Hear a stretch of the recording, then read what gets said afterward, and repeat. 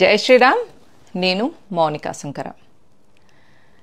Mughal తుర్కుల ఆఫ్ఘన్ల atrocities తర్వాత British east India అట్రాసిటీస్ని మనం face చేసినాం. అంటే 800 సంవత్సరాలు వాళ్ళతోని లడాయి అయింది. తర్వాత 200 సంవత్సరాలు బ్రిటిష్తోనైంది. బ్రిటిష్ హిందుస్థాన్ని వదిలేసి వెళ్ళిపోయేటప్పుడు ఆల్ ఇండియా ముస్లిం లీగ్ కానీ జిన్నా కానీ వీళ్ళందరూ ఏమని అడిగిందంటే, మీరు వెళ్ళిపోయేటప్పుడు మాకు ఇచ్చి వెళ్ళండి అని అడిగారు. కానీ అప్పుడు భారతదేశంలో ఉన్న జాతీయవాదులందరూ దానికి ఒప్పుకోలేదు. భారతదేశాన్ని గజ్వే హిందీ చేయాలని వీళ్ళు అనుకుంటున్నారు. కాబట్టి వీళ్ళను కానీయొద్దు అని చెప్పేసి, కావాలంటే పాకిస్తాన్ తీసుకొని వెళ్ళిపోండి, అంతేగాని ఇక్కడ మీకు ఇచ్చేది లేదు అని చెప్పారు. అప్పుడు 1923లో వక్ఫ్ అనే ఒక బోర్డుని స్థాపించారు ముస్లిమ్స్. అదేంటిది అంటే, భారతదేశంలో ఇక్కడ నిజాం నిరంకుశ పాలనలో మనల్ని చిత్రవదలు చేసి హిందూ సమాజం నుంచి వెళ్ళి రక్తం పీల్చి వాళ్ళు సంపాదించుకున్న ఆస్తులన్నింటినీ వక్ఫ్కి ఇచ్చేసి, ఇక్కడున్న ముస్లింలు పాకిస్తాన్ పోయినాక అక్కడున్న హిందువుల్ని ఇక్కడికి తన్ని ధర్మేసి వాళ్ళ ఆస్తులను వాళ్ళ ఇళ్ళను ఆక్యుపై చేసుకున్నదే కాకుండా, ఇక్కడ వీళ్ళ ఆస్తులను వక్ఫ్కి ఇచ్చేసి ఇక్కడ నుంచి వచ్చే రెంట్లను అక్కడ వాళ్ళు ట్రాన్స్ఫర్ చేయించుకున్నారు. అట్లా వక్ఫ్ మొదలైంది.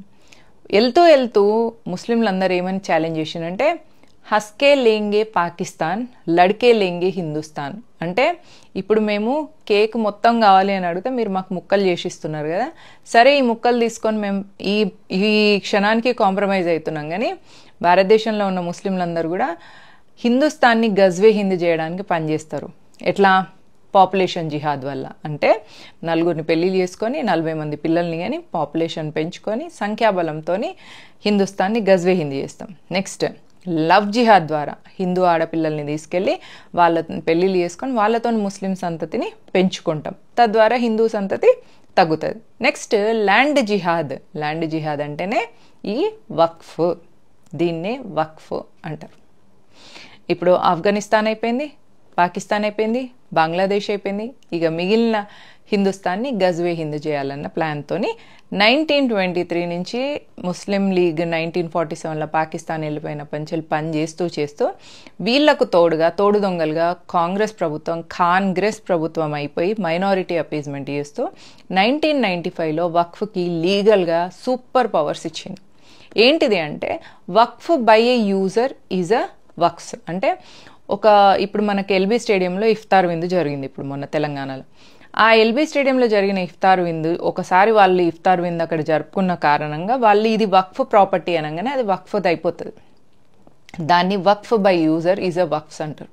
బెంగళూరులో కూడా ఒక పార్కులో వాళ్ళు నమాజ్ చేసుకున్నందుకు దాన్ని వక్ఫ్ది అని క్లెయిమ్ చేయడం వల్ల ఆ ల్యాండ్ వక్ఫ్కి వెళ్ళిపోయింది.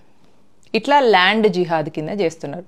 2013లో ఇప్పటివరకు ఇట్లా చేసినవన్నీ గవర్నమెంట్ ల్యాండ్లు, ఖాళీ ల్యాండ్లు, పార్కులు, స్టేడియంలు ఇవన్నీ పోగా 2013లో కాంగ్రెస్ ప్రభుత్వం మళ్ళీ ఇంకా సూపర్ పవర్స్ ఇచ్చింది. ఏంటి ఆ సూపర్ పవర్స్ అంటే, నాన్ ముస్లిం ల్యాండ్ను కూడా వక్ఫ్ మాది అని అన్నదంటే అది వక్ఫ్ది అయిపోతుంది.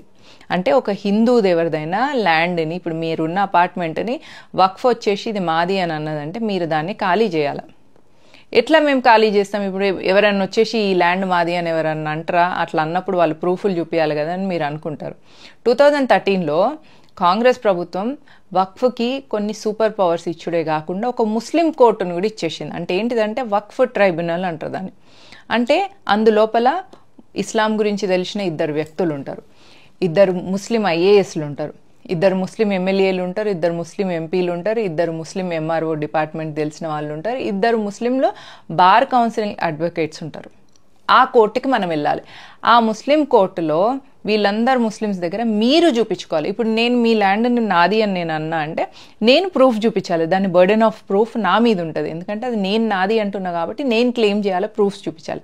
కానీ వక్ఫ్ మీ ల్యాండ్ని నాది అని అన్నాను, వక్ఫ్ అన్నది అంటే మీరు ప్రూవ్ చేసుకోవాలి ఇది వక్ఫ్ది కాదు నాది అని. అయితే మీరు ఈ కోర్టుకి, ముస్లిం కోర్టుకి, వక్ఫ్ ట్రైబ్యునల్కి వెళ్తే మొన్నోళ్ళందరూ ముస్లింలు ఉంటారు. మీకు అక్కడ న్యాయం జరుగుతుందా?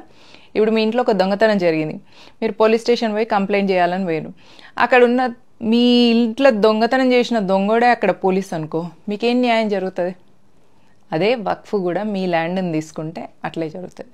ఎవ్రీ టైం కాంగ్రెస్ ప్రభుత్వం మేము ఇంకా నెక్స్ట్ రాము అని అనుకున్నప్పుడల్లా ముస్లిం అపీజ్మెంట్ కింద ఇట్లాంటి భయంకరమైన చట్టాలు తీసుకొచ్చి వాళ్ళ చేతిలో పెట్టింది.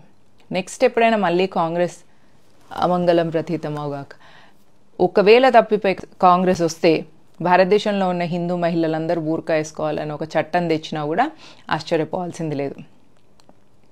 వక్ఫ్ లాంటివే కాదు, ఇంకెన్నో డేంజరస్ యాక్షన్ తీసుకొచ్చింది.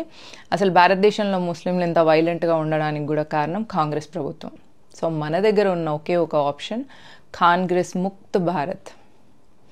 ఈ వక్ఫ్ అమెండ్మెంట్ బిల్లు సక్సెస్ అవ్వాలని పార్లమెంట్లో ఎన్డీఏ కూటమిలో ఉన్న అందరూ కూడా దానికి సపోర్ట్ చేయాలని, వక్ఫ్కున్న ఈ సూపర్ పవర్స్ అన్నిటిని తగ్గించాలని మనం కోరుకుందాం.